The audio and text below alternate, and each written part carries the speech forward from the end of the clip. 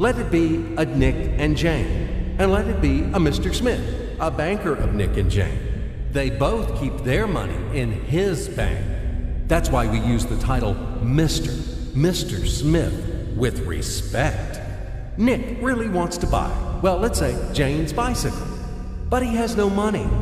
More precisely, he has money, but not enough, only $10, while Jane wants $100 for her precious bicycle. That's a problem. What should Nick do? Well, this bicycle is so desirable. He gives Jane his $10 as a deposit and asks plaintively not to sell the bike to anyone. He says that he will bring the rest of the money soon. At the same time, he runs to his bank, to the respected Mr. Smith, to get a loan for the missing $90. As ill luck, Mr. Smith has no money at this moment, but he knows perfectly about $10, which Nick gave to Jane. And where will Jane bring his money to?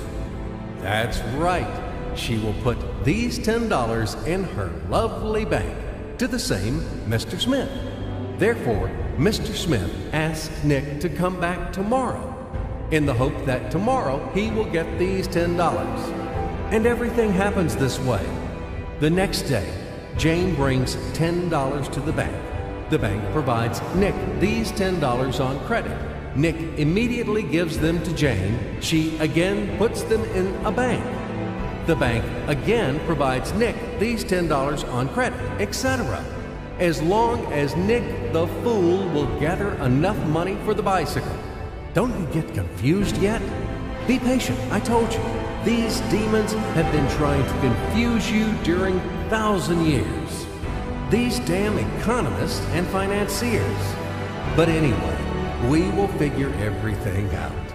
So what do we have in the end? Nick finally got the bike from Jane. Wow! But at the same time, Nick owes $90 to the bank, Mr. Smith, and the bank, in its turn, owes $100 to Jane.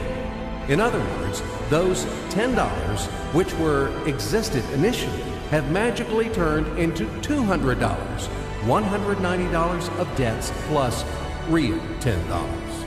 But these $10 would also turn into $1,000, even in $1 million or $1 billion, if Nick would make a more expensive purchase. In this case, our $10 would make the increasing number of its cycles, circuits from hands to hands. That's it. So, what happens in today's world? SOS! It appears that banks also make money out of thin air and multiply them. Not only Fed can produce money, but banks either. In short, everybody can do this, except you and me.